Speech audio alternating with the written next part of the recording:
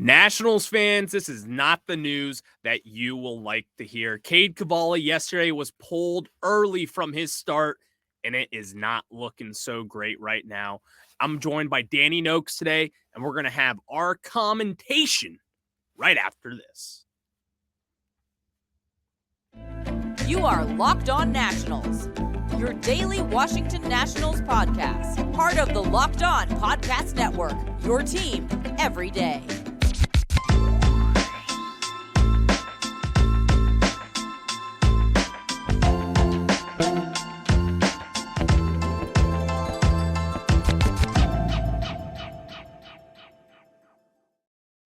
Today's episode is brought to you by the FanDuel Sportsbook, the official sportsbook of Locked On. Make every moment more. Visit FanDuel.com/LockedOn today. And guys, thank you for making Locked On Nationals your first listen every day, as we are free and available wherever you get your podcasts. I'm your host, Ryan Clary, and I have taken my passion for this team here in the District of Columbia into podcast form with the Locked On Podcast Network, where you get your team every single day. And guys, Cade Cavalli yesterday was pulled from his start just a little early.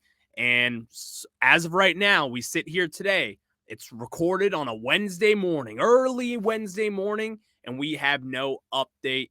But we do have to discuss from what we have heard from Davey Martinez, Mark Zuckerman, and all the other reporters who are there. But to help me with that, we are joined by Danny Nokes from 106.7 The Fan. You can catch him over there. You can catch him over on Twitter at Danny Nokes as well. Danny, how you doing, my friend?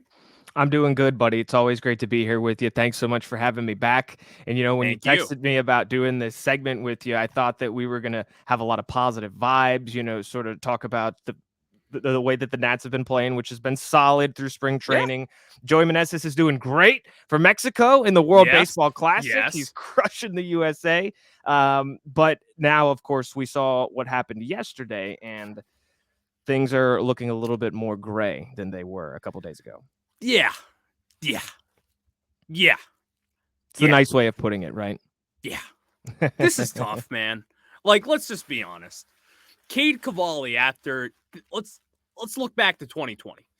When we drafted Cade Cavalli, everyone was insanely happy about the pick, including myself. Everyone should have been. Cade Cavalli is a great prospect, and we've seen him develop through the minor leagues. You see the 100-mile-per-hour fastball, and plus this pick that Mike Rizzo made, this is what he loves. He loves right-handed pitchers who are going to throw 100 miles per hour. They'll have a couple of junk pitches, and they'll throw in there.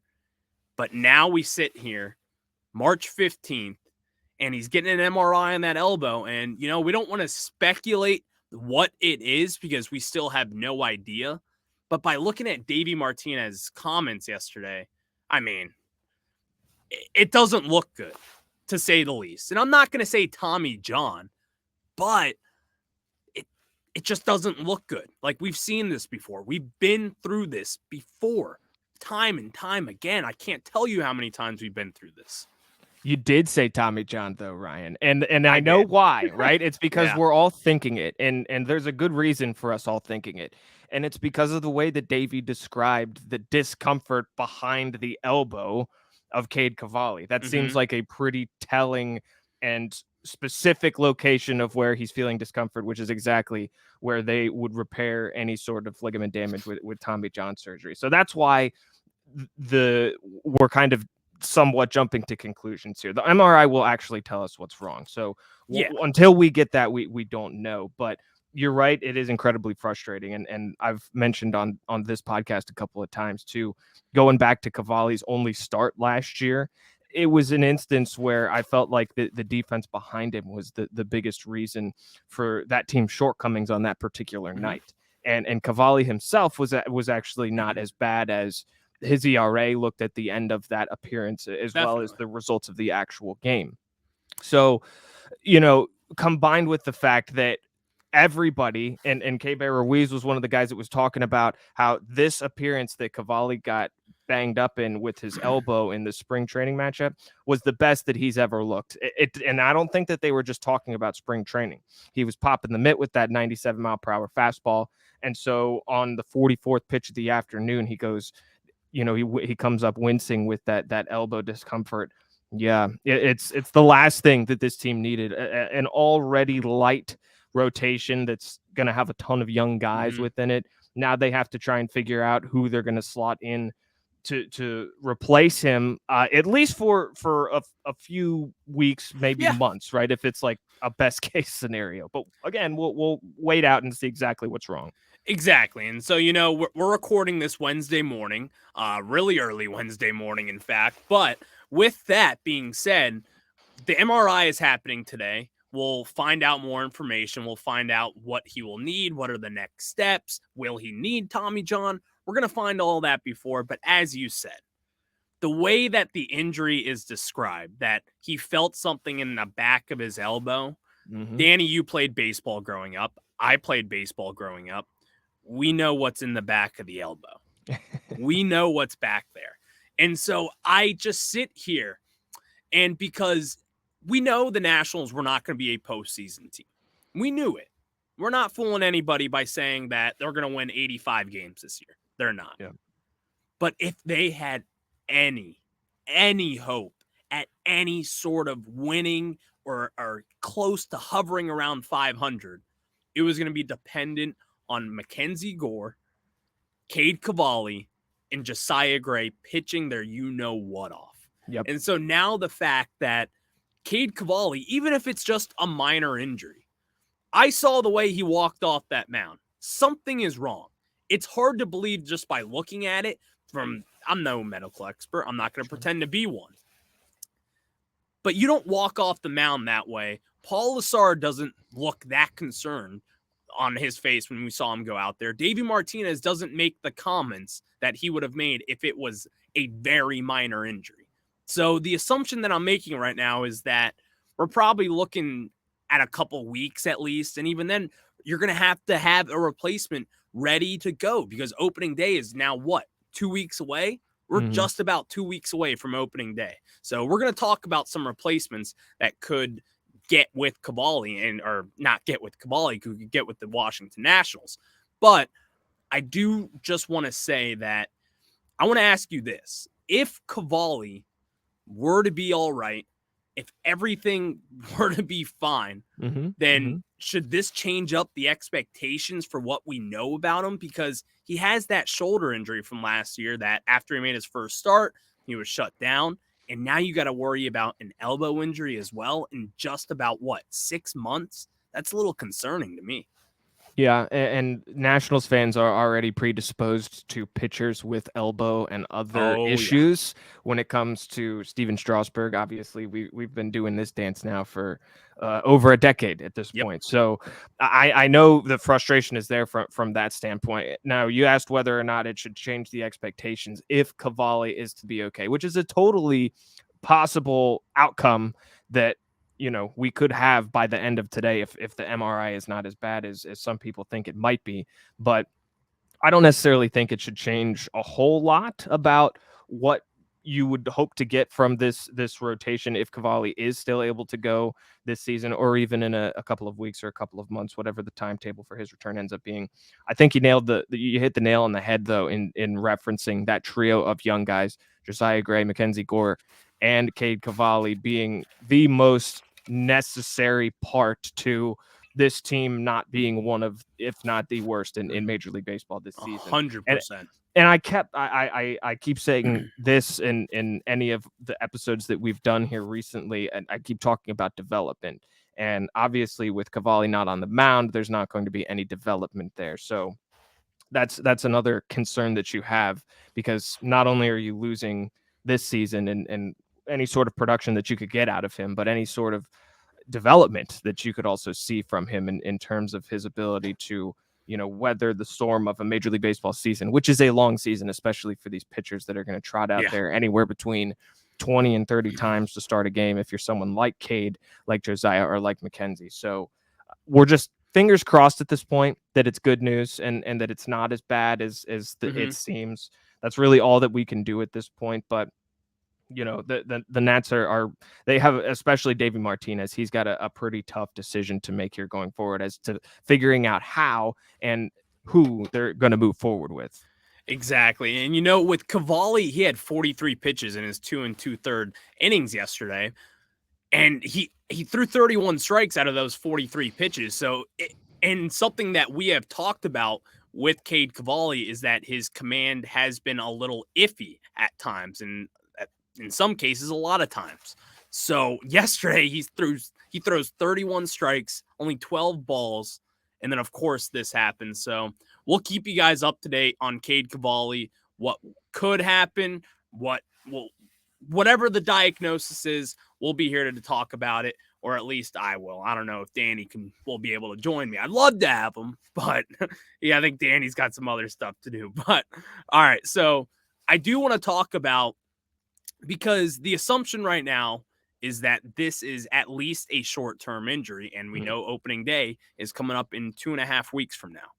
So with that being said, we do have to talk about some potential replacements. There are some intriguing free agents, but I also think that there are some really intriguing options inside our farm system and even on the big league roster. Danny and I are going to get to that. But before, I got to tell you guys about my friends over on FanDuel. And the midway point of the NBA season is here, and now is a perfect time to download FanDuel, America's #1 sportsbook, because new customers get a no-sweat first bet up to $1,000. That's bonus bets back if your first bet doesn't win. Just download the FanDuel Sportsbook app. It's safe, secure, and super easy to use. Then you can bet on everything from the money line to point scores and threes drained. If the Warriors are playing tonight, then guess what? I am going to hammer the over on Steph Curry threes. Guess what? It's that easy. All he does is hit threes. Trust me, just like I trust FanDuel Sportsbook. Plus, FanDuel even lets you combine your bets for a chance at a bigger payout with a same-game parlay. So don't miss a chance to get your no-sweat first bet up to $1,000 in bonus bets when you go to FanDuel.com/lockedon. That's FanDuel.com/lockedon to learn more. Make every moment more with FanDuel, the official sports betting partner of the NBA.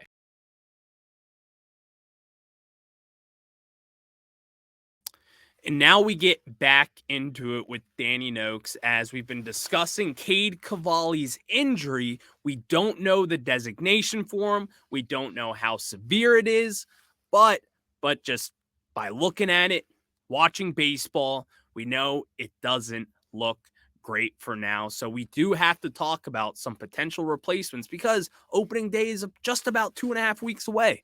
So just by looking at that yesterday, I'm going to assume he's not going to be back by opening day. So who's going to be filling his starter spot in the rotation?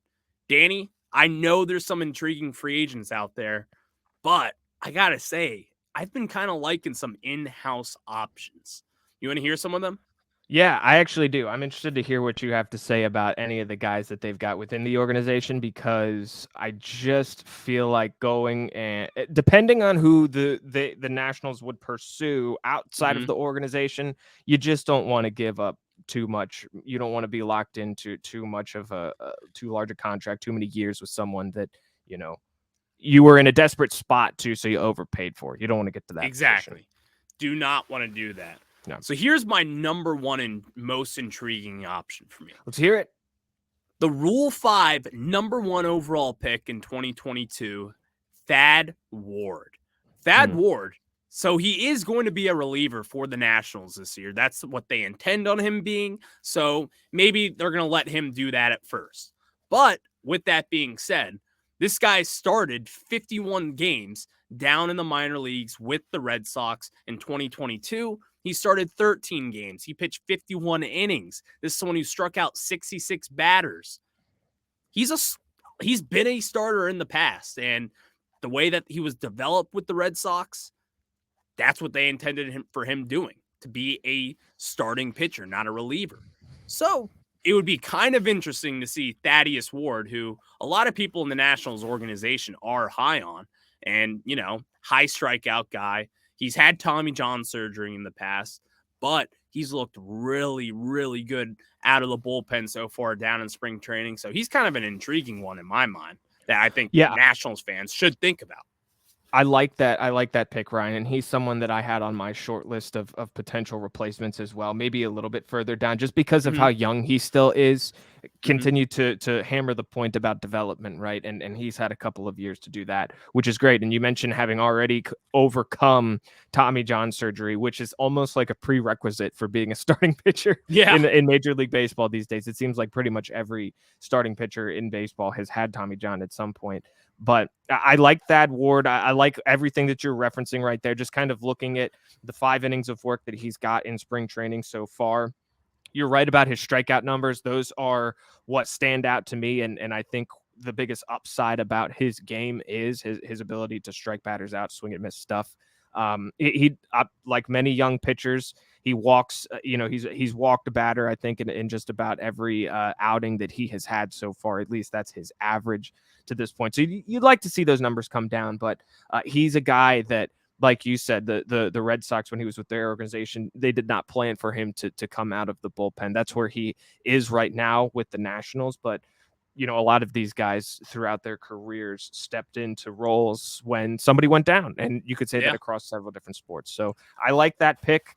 I would maybe slot him in the middle of a top 5 list if I were going with realistic options there. No, that makes sense. And, because obviously the Nationals are intending for him to be a bullpen piece. And I think they're going to probably have him in a nice, sizable role that they probably won't switch that up. Yeah. But on the other hand, the likelier move is going to be through free agency. I'm going to say a name, Danny. Okay. You might rip your hair out. Anibal Sanchez. No, I don't hate that at all. I mean, why not bring back a familiar face from the World Series team? And he's someone that he's not going to go out there and get rattled. If he's not pitching well, he's not pitching well. So he's someone that you can bring in. There's some familiarity with some of the players, the very few players that were there in 2019 with some of the guys in the clubhouse.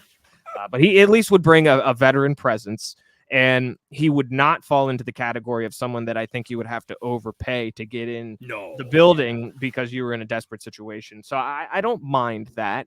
Now, is he a better option than somebody like Chad Kuhl within the organization? That's something. That's a good comparison and something that we could definitely, talk about.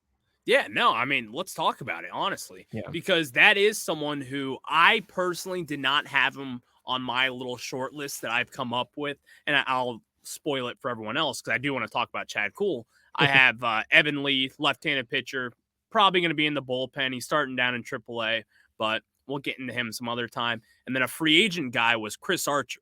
A former ace down with the Tampa Bay Rays. He's still a free agent. Will the Nationals spend the money that they would probably have to spend to get him? I don't know how much money they're going to spend on him. I don't know how much money Chris Archer would want, but it's not going to be that cheap.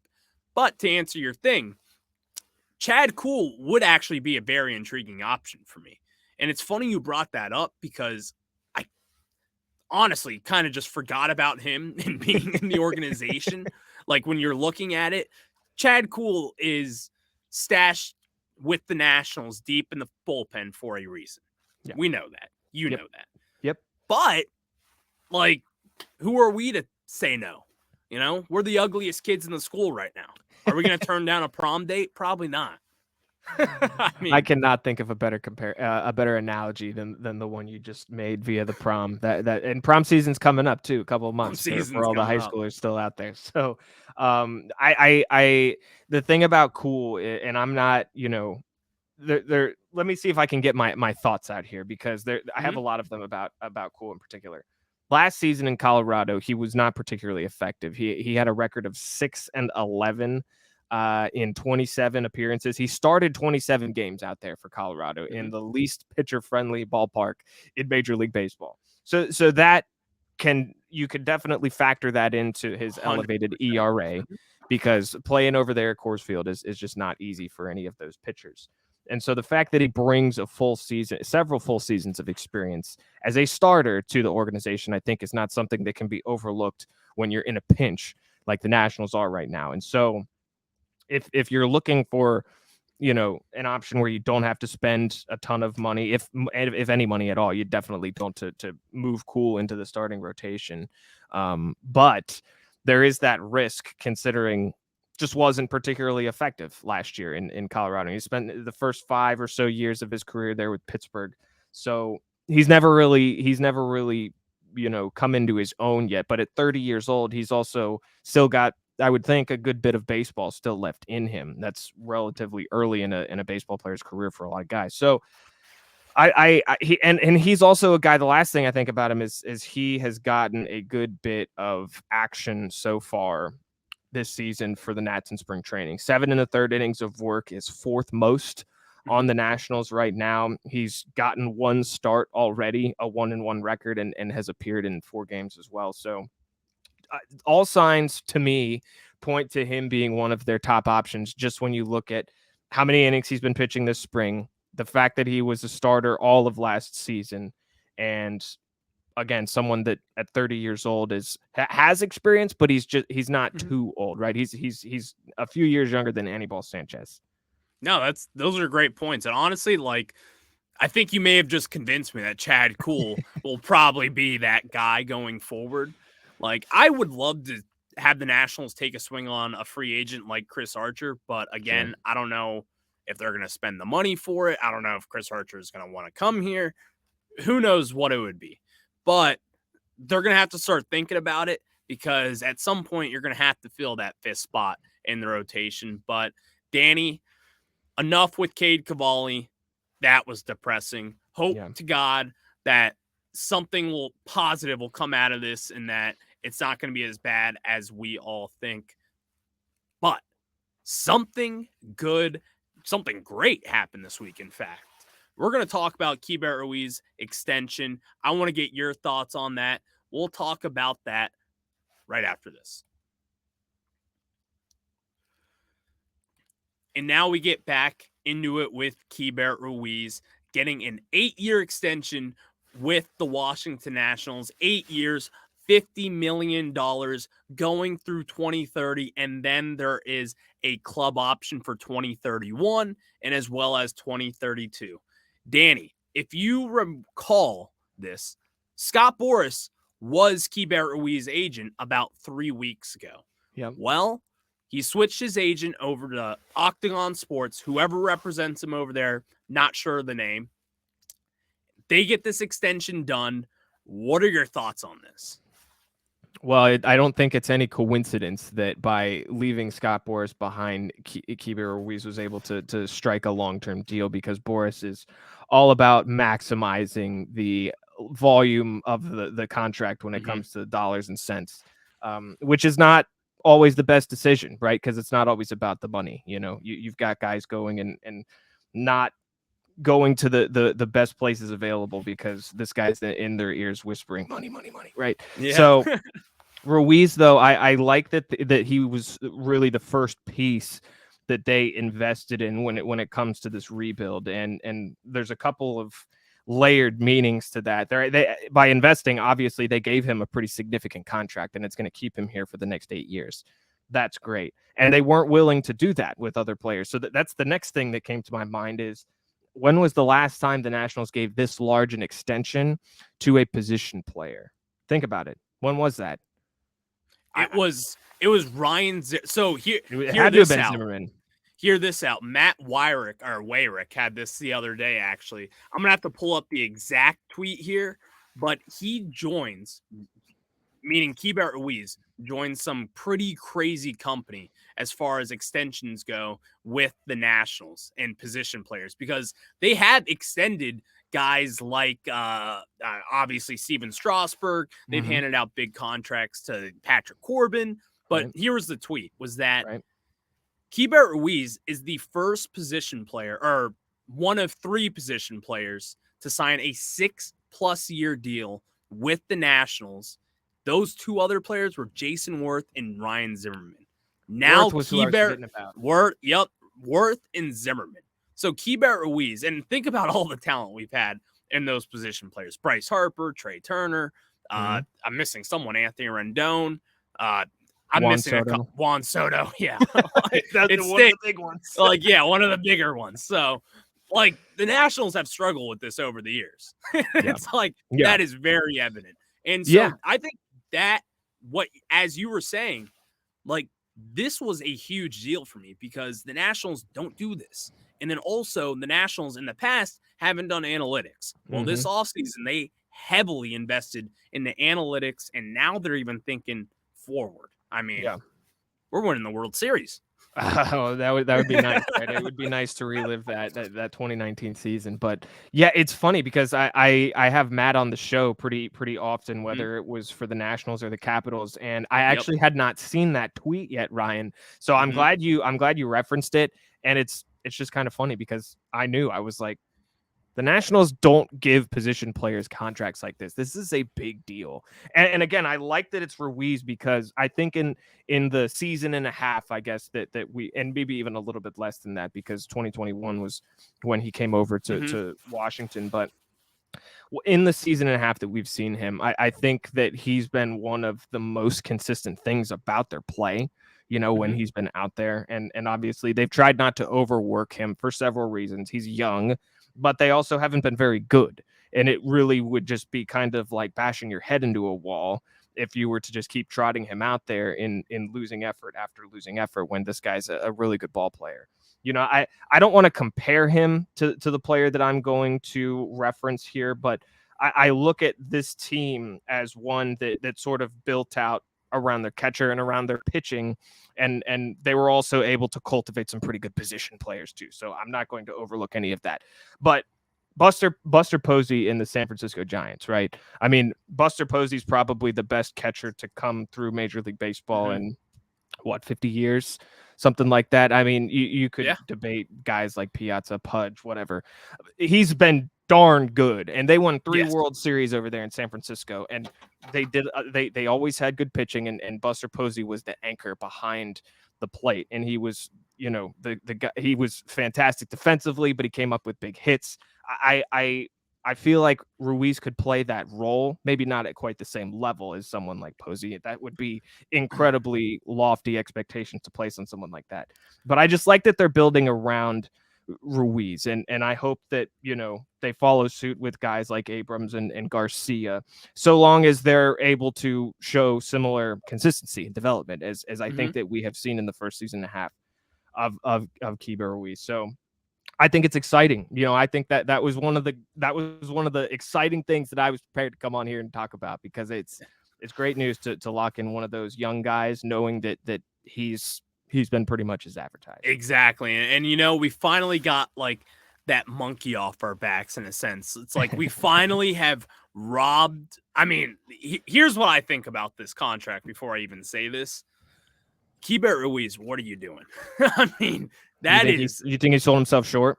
Oh, I think he sold himself very short. Yeah. And in fact, I saw some of my friends were actually speculating, like, this makes me feel bad for Keiebert Ruiz because, like, does he not believe in himself that he is signing this? Like, this was someone who, at one point, some sites had him up to a top 20 prospect in baseball. And he's signing this deal early. But it makes sense. You get the money now. What if you get an injury? But I think the Nationals have set themselves up in a situation to where they can't even lose in this contract. He's making $6.25 million over the next 8 years. If he stinks, so be it. That's $6 million. That is nothing for what he should be making, really.